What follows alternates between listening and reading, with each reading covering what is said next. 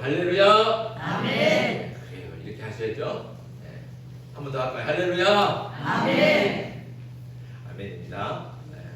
자, 오늘 시편 17편. 오늘 시편 17편은 다윗의 기도예요. 우리가 시편에 보면 시가 150개가 있습니다. 그렇죠? 150개의 시 중에 대부분의 시는 누구의 시인가요? 네, 다윗의 시예요. 그래서 보면 표제라고 하는 거, 다윗의 이제 이 시편의 맨 위에 보면 우리 성경에 보면 파란 글씨로 되어 있는데 뭐라고 써 있냐면 다윗의 시라고 써 있어요. 근데 오늘 시편은 좀 다르죠. 오늘 시편은 뭐라고 해요? 네, 다윗의 기도라고 했죠. 특별히 다윗의 기도라고 이렇게 아주 딱 못을 박았습니다. 물론 시편에 있는 모든 시들이 다 시면서 동시에 하나님께 드리는 기도죠. 기도가 아닌 게 없습니다. 그런데 오늘 시편을 특별히 다윗의 기도다라고 하는 것을 볼 수 있는 건 오늘 말씀에 보면 특별히 기도를 나타내는 말씀들이 많이 나오기 때문에 그래요. 오늘 말씀을 보면 들으소서 나의 부르짖음에 주의하소서 내 기도를 귀를 기울여 주소서 이런 말들이 계속 반복적으로 여러 번 나오거든요. 이런 것만 보면 이게 정말 다윗의 기도인 것이 확실하다는 거죠. 그래서 다윗은 오늘 말씀을 통해서 하나님 앞에 간절하게 기도하고 있는 것을 볼 수 있습니다. 자, 우리 1절부터 한번 볼까요? 자, 우리 1절을 같이 한번 읽겠습니다. 시작. 여호와여 의의 호소를 들으소서 나의 울부짖음에 주의하소서 거짓되지 아니한 입술에서 나오는 나의 기도에 귀를 기울이소서. 아멘. 자, 여기 다윗이 이렇게 기도하는데 오늘 1절 말씀 속에서 다윗이 기도하는 것 중에 특별히 좀 독특한 것들이 좀 많이 드러나는 게 있어요. 다윗은 자신의 호소, 그것을 뭐라고 부릅니까? 어떤 호소라고 그래요? 의의 호소라는 거죠. 또 자신의 기도를 말할 때 어떤 기도라고 얘기해요? 거짓되지 아니한 입술에서 나오는 기도라는 거예요. 다윗이 그냥 기도하고 그냥 호소하는 게 아니라 특별히 하나님께 기도하고 호소하면서 뭘 강조하고 있느냐? 자신의 의로움과 정직함을 강조하고 있는 거죠. 자신은 지금 의롭고 정직하게 기도하고 있다고 하나님 앞에 자신 있게 말하는 겁니다. 이뿐만이 아니죠. 자, 2절과 3절을 같이 한번 읽겠습니다. 시작. 주께서 나를 판단하시며 주의 눈으로 공평함을 살피소서. 주께서 내 마음을 시험하시고 밤에 내게 오시어서 나를 감찰하셨으나 흠을 찾지 못하셨사오니 내가 결심하고 입으로 범죄하지 아니하리이다. 아멘. 자, 2절과 3절 말씀에서도 다윗은 끊임없이 계속해서 반복해서 뭘 얘기합니까? 자신의 의로 이거를 판단해 달라는 거예요. 하나님 앞에 적극적으로 요청하는 거예요. 하나님 와서 날 좀 판단해 보세요. 내가 의로운가 아닌가 이렇게 얘기한다는 거죠. 그것은 그가 뭐 하기 때문에 이렇게 얘기할 수 있을까요? 자신이 의롭다는 거예요. 그러니까 하나님 와서 판단해 달라는 거죠. 그리고 또 말하기를 하나님께서 자신을 시험하고 살펴보셨지만 자신에게서 흠을 찾지 못하지 않았느냐 이게 하나님한테 우리를 말하는 거예요. 하나님 밤에 오셔서 나를 살펴보셨죠? 그때 나에 대해서 흠 하나도 찾으신 게 있습니까? 없잖아요! 라고 이렇게 반문한다는 거죠. 그래서 자신은 의롭다. 나는 이렇게 의로운 사람이다. 이렇게 아주 강력하게 주장하고 있는 겁니다. 이게 다윗이 좀 이상하게 느껴지지 않습니까? 다윗이 참 겸손한 사람인데 왠지 좀 이상하게 좀 교만해 보이고 그렇게 느껴지지 않습니까? 어떻게 이렇게 말할 수 있을까? 근데 다윗은 여기서 멈추지 않아요. 더 나가요, 더 나가. 자, 자신이 계속해서 자신의 의로움을 주장합니다. 4절과 5절입니다. 4절과 5절 같이 읽겠습니다. 시작. 사람의 행사로 논하면 나는 주의 입술의 말씀을 따라 스스로 삼가서 포악한 자의 길을 가지 아니하였사오며 나의 걸음이 주의 길을 굳게 지키고 실족하지 아니하였나이다. 아멘. 이 말씀이 뭐예요? 나는 주의 말씀에서 어긋난 적이 없고 주의 길에서 벗어난 적이 없습니다. 나는 항상 주님만 따라가지 않았습니까? 이렇게 말하는 거죠.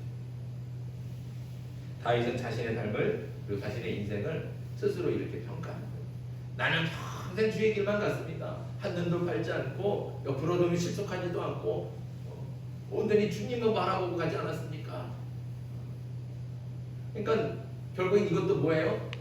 자신의 의로움을 얘기해요. 나는 이렇게 의롭게 살았습니다. 나는 이렇게 하나님만 바라보고 정직하게 살아갔습니다. 여러분이 들으시기에 어떻습니까? 그냥 아멘 하고 그냥 은혜로 들리십니까? 들으면 아까도 말했지만 다윗이 왠지 좀 이상한 것 같아요. 너무 교만하게 들리지 않습니까? 신이 아니잖아요. 사람이라고 하는 것은 신이 아니에요. 신이 아닌 사람이 과연 이렇게까지 말할 수 있을까요?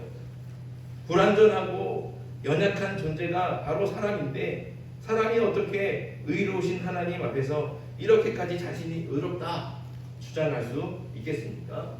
좀 지나친 것 같지 않습니까? 이런 거 보면 다윗이 교만하게 보여진다는 거죠.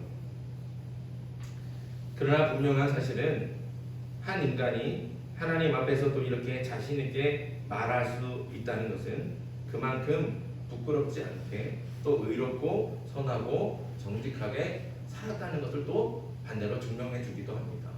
그러지 않고선 이렇게 말하지 못한다는 거죠. 만약에 실제로는 그렇게 살지 않았는데도 하나님께 이렇게 기도한다면 그건 하나님을 속이는 거예요. 하나님을 속이는 사람을 하나님께서 가만 두시겠습니까? 하나님은 그걸 결코 용납하지 않으시죠. 예수님께서 부활 승천하신 다음에 제자들 가운데 성령이 임하셨어요. 성령을 갖고 제자들이 변화가 되어서 숨었던 예루살렘에서 딱 뛰쳐나와 갖고 성전에서 시장에서 가는 곳마다 그냥 당당하게 예수 그리스도의 십자가와 그 복음을 전한 거예요. 대제사장과 서기관들이 잡아다가 너 그렇게 전하면 죽일 거야. 그래도 겁먹지 않고 또 나가면 언제 그랬냐는 듯이 그냥 하나님의 복음을 예수 그리스도의 십자가를 막 전하고 다니는 거예요. 그 복음의 역사가 나타나잖아요. 그래서 베드로가 설교를 하니까 그냥 시장에서 그 예루살렘 성전에서 복음을 전하니까 한 번에 3,000명도 5,000명도 다 믿겠다고 세례받겠다고 나오는 거예요. 그러니까 예수 믿는 사람들이 엄청나게 많이 늘어났습니다. 그러면서 이 땅에 뭐가 시작이 됐느냐? 교회가 시작이 된 거예요. 교회가 세워졌어요. 그 교회가 세워지는 처음 초기 이걸 뭐라고 부르냐? 초대교회라고 부릅니다. 근데 사도행전을 보면 초대교회의 모습이 어땠느냐? 이 초대교회 사람들은 자신의 재산을 다 팔아갖고 서로 통용했다고 해요. 서로 통용하면서 필요에 따라 나눠주고 다 같이 썼다는 거죠. 그래서 이 초대교회는 사실 경제 공동체예요. 네 것, 내 것이 따로 없어요. 다 팔고 다 같이 모아놓고 필요에 따라 나눠주고 그냥 이렇게 같이 통용하는 삶. 그게 이제 초대교회의 삶이었어요. 근데 어느 날 아나니아와 삽비라가 부부인데 이 부부도 예수님을 그 복음을 듣고 감동을 받고 또 이렇게 초대교회 사람들이 다 자기 자산을 다 제사를 내려놓고 다 같이 이렇게 살아가는 걸 보니까 너무너무 감동적이고 너무너무 부러운 거예요. 그래서 자기도 이 공동체에 들어가고 싶은 거죠. 그래서 어떻게 했어요? 자기 재산을 다 팔았어요. 다 팔아갖고 베드로 앞에 사도 앞에 우리가 재산을 다 팔아갖고 가지고 왔습니다. 받아주세요. 그런데 사실은 어때요? 아나니아와 삽비라가 다 가져온 게 아니에요. 재산을 팔아놓고 이거 조금 아까우니까 이거 나중에 우리 좀 쓸 수 있게 이거 조금 따로 빼놓읍시다. 부부가 합심해서 일부를 떼놓고 숨겨 감춰놓은 다음에 마치 전부를 드리는 것처럼 가져간다는 거예요. 다 갖고 왔습니다. 그러면서 사도들과 교회를 속였다는 거죠. 하지만 누구는 속일 수 없습니까? 하나님은 속일 수 없어요. 하나님은 아시는 거예요. 하나님께서 아시고서는 어떻게 하셨어요? 당장 그 자리에서 아나니아와 삽비라가 죽었어요. 하나님을 속일 수 없다는 거죠.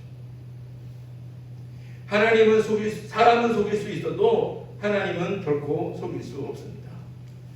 그런데도 교만하고 미련한 사람들이 하나님을 속이려고 한다면 보이지 않는 생각과 숨은 마음까지 다 아시는 하나님께서는 반드시 진노하시고 심판하신다는 거죠. 그러니까 하나님을 제대로 알고 믿는 사람이라면 오늘 시편의 다윗처럼 이렇게 자신 있게 말할 수 없을 겁니다. 그러니까 하나님은 절대로 속일 수 없어요. 내가 그렇게 살지 않았는데, 나는 의롭게 살지 않고 정직하게 살지 않았는데, 하나님 보세요, 나는 그렇게 의롭게 살고 있지 않습니까? 나는 정말 이렇게 정직하게 살고 있지 않습니까? 라고 말할 수가 없다는 거죠. 하나님을 진짜로 믿는다면, 하나님을 진실하게 안다면 그럴 수 없다는 거예요. 근데 이걸 거꾸로 얘기하면, 거꾸로 뒤집어서 보면, 그럼에도 불구하고 다윗이 이렇게 그런 하나님 앞에서 나는 이렇게 의롭지 않습니까? 나는 이렇게 정직하지 않습니까? 라고 말할 수 있는 것은 그가 그렇게 진짜로 살아가고 있다는 것이죠. 그의 삶에 있어서, 그의 인생에 있어서 그는 하나님 앞에서도 당당하고 자신 있게 말할 수 있을 정도로 자신의 삶에 대해서, 자신의 인생에 대해서 결코 부끄럽지 않다는 거예요. 진짜로 정직하고 의롭게 살았다는 것이죠. 그렇기 때문에 이렇게 다윗이 하나님 앞에서도 아주 당당하게 내가 이렇게 의롭지 않습니까? 내가 이렇게 정직하게 살지 않습니까? 라고 말할 수 있는 겁니다. 하지만 그렇다고 다윗이 흠이나 허물이 전혀 없이 완전하다고 말하는 건 아닙니다. 다윗도 분명히 허물이 있고 악한 죄를 지은 죄인이죠. 우리가 너무나 잘 알고 있는 것처럼 다윗은 밧세바와 간음을 했어요. 이것도 죄인데 여기에 더 나가지 않습니까? 밧세바의 남편인 우리아까지 죽이는 죄를 범하지 않습니까? 다윗도 자신이 죄인이라는 것을 너무나 잘 알고 있습니다. 그러니까 오늘 말씀이 자신이 아무 허물도 없고 죄도 없고 완전 무결하고 깨끗하고 완전한 사람이다 라고 주장하는 것은 절대로 아니라는 것이죠. 분명한 사실은 그럼에도 불구하고, 그렇게 죄인인데도 불구하고 다윗은 분명히 정직한 사람이다. 왜 그렇습니까? 선지자 나단을 통해서 다윗이 죄를 지었을 때 그렇게 밧세바와 간음하고 그리고 밧세바의 남편이 우리아까지 죽이는 이 범죄 가운데 죄를 범했을 때 하나님께서 선지자 나단을 보내시잖아요. 그리고 나단을 통해서 다윗이 어떤 죄를 지었는지 알게 하시는 거예요. 그때 다윗은 자신의 잘못을 깨닫고 그 즉시 자신의 죄를 인정하고 고백했습니다. 그리고 하나님 앞에서 자신의 못을 찢고 슬프게 통곡하면서 금식하고 그러면서 참회를 하는 거예요. 철저하게 회개하고 있다는 것이죠. 다윗은 자신의 죄를 감추기 위해서 어떠한 시도도 하지 않았습니다. 사실 다윗은 막강한 권력을 가지고 있는 그런 왕이잖아요. 그러니까 그런 힘을 가지고 있으니까 나날 하나쯤 사실 쥐도새도 모르게 죽일 수도 있는 거예요. 우리아도 그렇게 죽였잖아요. 사실 그렇잖아요. 우리아도 그렇게 죽였어요. 아무도 몰라요. 아무도 모르는 거예요. 그러니까 자신의 그 간음한 죄를 숨기려고 했다면, 사람들 눈에도 아무도 들키지 않게 숨기려고 했다면, 내가 하나님을 속일 수 있다 이런 마음 가지고 속이려고 했다면 나단을 그냥 단칼에 죽이고 아무 일도 없는 것처럼 다 묻어버렸을 겁니다. 그럴 힘이 있는 게 바로 다윗이라는 거죠. 그러나 다윗은 그렇게 하지 않았다는 거죠. 그런 면에서 다윗은 정직한 사람이라는 겁니다. 죄가 없는 완벽한 사람이어서가 아니라 자기의 잘못을 솔직하게 인정할 줄 안다는 점에서 정직한 사람이라는 겁니다. 다윗은 분명히 흠도 있고 허물도 있는 연약하고 미련한 죄인임에 틀림없지만 그럼에도 불구하고 다윗은 하나님 앞에서 정직하고 진실하며 의롭게 살려고 최선을 다해서 노력한 사람이었습니다. 그래서 이렇게 하나님 앞에서 자신의 정직함과 의로움을 자신 있게 주장하며 또한 기도할 수 있었던 겁니다. 죄라는 건 드러나면 항상 수치스럽잖아요. 그래서 사람들은 어떻게든지 죄를 숨기려고 하고 죄를 인정하지 않고 거짓말로 죄를 감추려고 합니다. 그리고 사람들을 속이려고 하는 거죠. 하지만 이것은 결코 하나님께서 기뻐하시는 정직하고 의로운 하나님의 백성이 아닙니다. 하나님을 믿는다면 하나님 앞에 정직해야 됩니다. 하나님 앞에 정직해야 됩니다. 죄를 지었으면 수치스럽더라도 인정하고 죄를 고백함으로 하나님께 반드시 용서함을 받아야 됩니다. 죄를 인정하고 회개해서 용서받은 사람은 하나님 앞에 거리낌이 없는 거예요. 비록 죄인이지만 용서받은 사람은 하나님께서 어떻게 해요? 다 풀어주시잖아요. 그러니까 하나님 앞에서 거리낄 게 없는 거예요. 정직함으로 나아갈 수 있는 거죠. 그래야 다윗처럼 당당할 수 있는 겁니다. 오늘 저와 여러분들이 오늘 시편의 다윗처럼 하나님 앞에서도 자신의 정직함과 의로움을 당당하게 말할 수 있도록 죄가 있으면 인정하고 고백할 수 있는 하나님의 자녀들 되길 소망합니다. 하나님은 절대로 속일 수 없다는 것, 이거 잊지 마십시오. 착각하면 안 돼요. 내가 완벽하게 죄 없는 것처럼 그럴 수 없습니다. 사람은 속일지는 모르지만 절대로 하나님은 속일 수 없다는 것이죠. 하나님은 절대로 속일 수 없다는 것을 잊지 말고 언제나 하나님 앞에서 정직하게 죄를 인정하고 고백할 수 있는 저와 여러분들에게 소망합니다. 그래서 비록 죄인이지만 그럼에도 불구하고 다윗처럼 하나님 앞에서 정직함과 의로움을 당당하게 말할 수 있는 거예요. 내가 죄인입니까? 하나님, 저는 이런 죄인입니다. 저를 용서해 주십시오. 날마다 이런 고백 가운데 있으면 부끄러운 죄인임에도 불구하고 하나님 앞에서 당당할 수 있다는 거예요. 거리낌이 없는 거예요. 그래서 다윗처럼 여기 다윗이 고백하는 것처럼 자신의 정직함과 의로움을 당당하게 하나님 앞에서 말할 수 있다는 것이죠. 저와 여러분들이 이렇게 되길 바랍니다. 우리의 삶이 이렇게 될 수 있어야 되는 거죠. 우리의 삶이 이렇게 돼야 돼요. 하나님 앞에 정직함으로 나의 죄를 인정하고 고백하고 어떠한 죄든지 하나님 앞에 용서함을 받는 사람,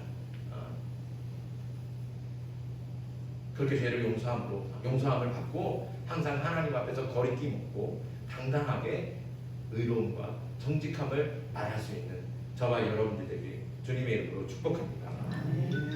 그런데 다윗이 이렇게 강하게 자신의 의로움을 주장하는 이유가 또 있습니다. 다윗은 하나님 앞에서도 자신의 정직함과 의로움을 당당하게 말할 수 있을 정도로 그렇게 정직하고 진실한 삶을 살아왔습니다. 그러면 그 삶에서 어떤 게 나타나야 될까요? 이렇게 정직하게 살았으면, 이렇게 의롭게 살았으면 우리 생각엔 당연히 칭찬받고 영광을 받아야 되지 않겠습니까? 와, 이렇게 정직한 사람 어디 있어? 이렇게 의로운 사람 어디 있어? 이러면서 사람들이 다 칭송해주고 칭찬해주고 영광 받아주고 그래야 되지 않을까요? 그런데 다윗의 실제 삶은 그렇지 않았다는 거예요. 11절과 12절 같이 한번 읽겠습니다. 11절 12절 시작. 이제 우리가 걸어가는 것을 그들이 애워싸서 노려보고 땅에 넘어뜨리려 하나이다. 그는 그 움킨 것을 찢으려 하는 사자 같으며 은밀한 곳에서 엎드린 아멘. 오늘 이 11절과 12절 말씀 보면 정말 정직하게 살고 의롭게 살아서 어떻게 보면 당연히 칭찬받아야 되고 영광을 받아야 될 것 같은데 그런 인생을 살았는데 근데 그렇게 살고도 오히려 다윗이 당하는 건 뭐예요? 원수들이 사자처럼 무섭게 달려들어서 자신을 죽이려고 하는 겁니다. 그러니까 목숨이 위태로운 정도에 있는 거예요.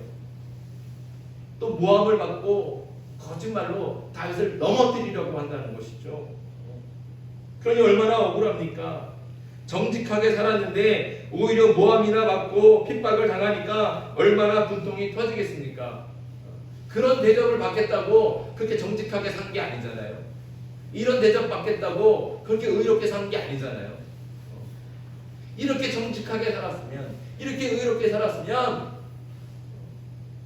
보상은 받지 못할지라도 핍박을 받지 말아야죠. 그렇죠? 모함은 당하지 말아야죠.